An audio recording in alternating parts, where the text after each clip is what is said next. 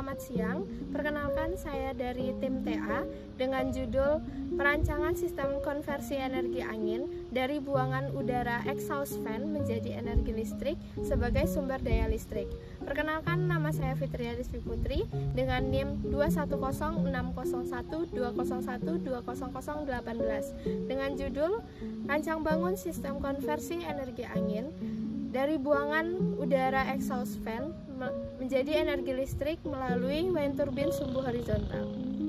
Perkenalkan, nama saya Devi Rosalina dengan NIM 210601201200022 dengan subjudul TA Perancangan Modul Automatic Transfer Switch atau ATS dari konversi energi angin exhaust fan menjadi energi listrik. Perkenalkan, nama saya Lintang Dian Adisti dengan NIM 210600120140059 dengan subjudul Perancangan Sistem Monitoring pada Proses Konversi Energi Angin dari Buangan Udara Exhaust Fan melalui aplikasi Blink.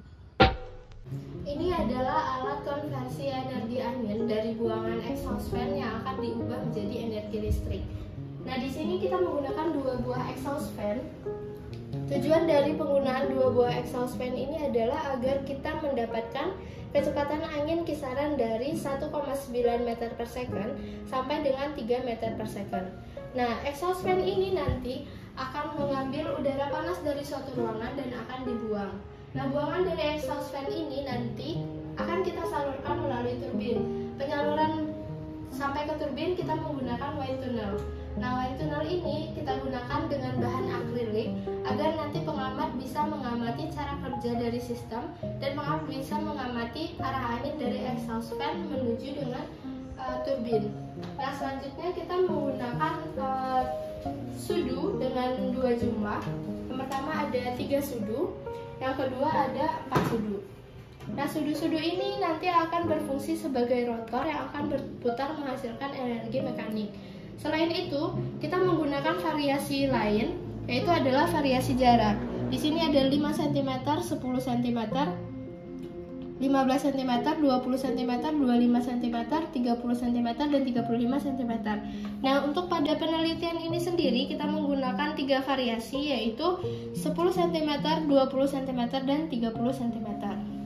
Selanjutnya dari sudu itu langsung terhubung pada generator. Nah, generator ini berfungsi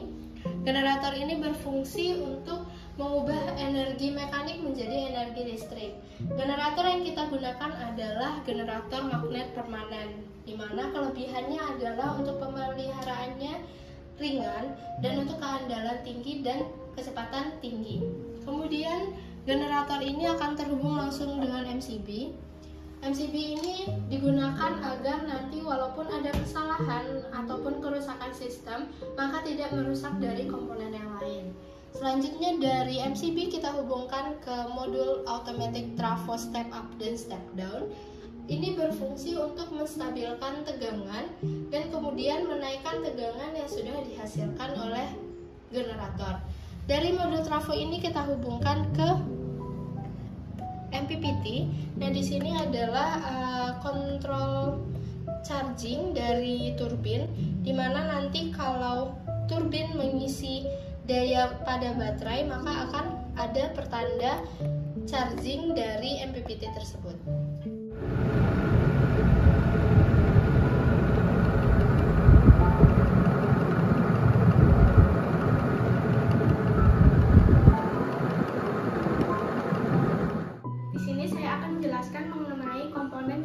Sistem ATS.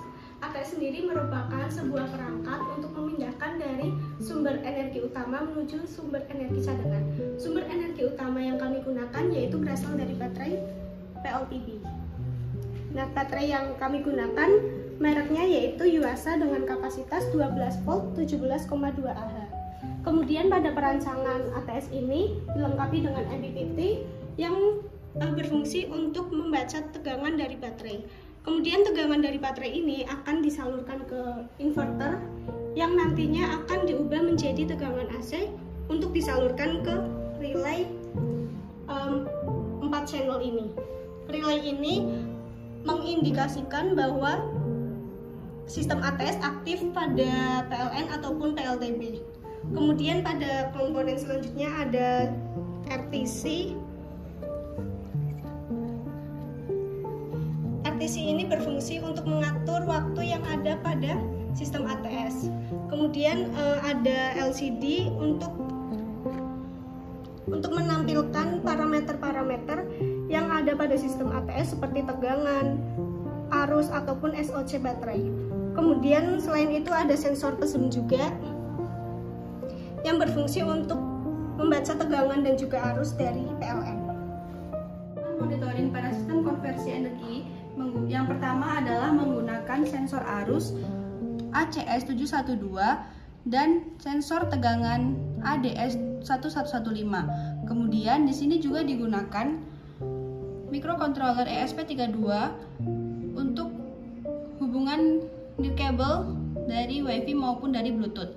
Data-data dari arus, tegangan maupun dari sensor PEZOOM kemudian akan disalurkan kepada microcontroller ini. Mengenai waktu dari RTC juga akan masuk kepada microcontroller yang nantinya akan diolah dan kemudian ditampilkan kepada layar LCD yang ada di sebelah sini.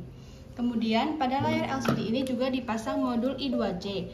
Modul ini digunakan agar penggunaan pin yang digunakan itu lebih sedikit, yaitu dengan menggunakan pin SDA dan pin SCL yang menunjukkan data dan waktu yang digunakan. Setelah itu, selain dari LCD, hasilnya juga dikeluarkan pada aplikasi Blink. Pada aplikasi Blink ini juga akan didapatkan data-data baik dari PLN maupun PLTB, baik itu parameter tegangan, arus maupun dayanya. Selain itu juga terdapat parameter mengenai persentase baterai yang diperoleh dari proses konversi energi yang ada di PLTB. Ini saya akan menerangkan mengenai monitoring proses discharging dari baterai. Energi yang sudah disimpan pada baterai kemudian akan disalurkan kepada beban-beban yang telah ditentukan. Di sini kami menggunakan 4 buah lampu dengan masing-masing beban adalah 10 watt. Nah, hasil dari pembacaan sensor tegangan, arus, dan RTC dari PLTB akan ditampilkan pada layar LCD berikut. Di layar LCD berikut akan ditampilkan parameter yang ditentukan seperti tegangan baterai, arus, daya, dan persentase baterai yang dimiliki. Kemudian, selain dari proses discharging tersebut, akan ditampilkan pada layar Blink. Aplikasi Blink yang terdapat pada smartphone ini akan menampilkan hasil yang sama pada parameter-parameter yang ditentukan seperti tegangan, arus, daya, dan SOC baterai. Di sini saya akan menjelaskan mengenai proses charging dari PLTB kepada baterai. Saat generator sudah memutar dan pada MPPT sudah ada indikator bahwa solar panel ini charging, maka tegangan akan masuk kepada baterai sehingga hasil charging itu juga dapat diamati pada LCD ini mengenai tegangan, arus, dan dayanya. Kemudian juga akan dijelaskan pada aplikasi Blink mengenai proses charging yang telah dilakukan pada PLTB tersebut.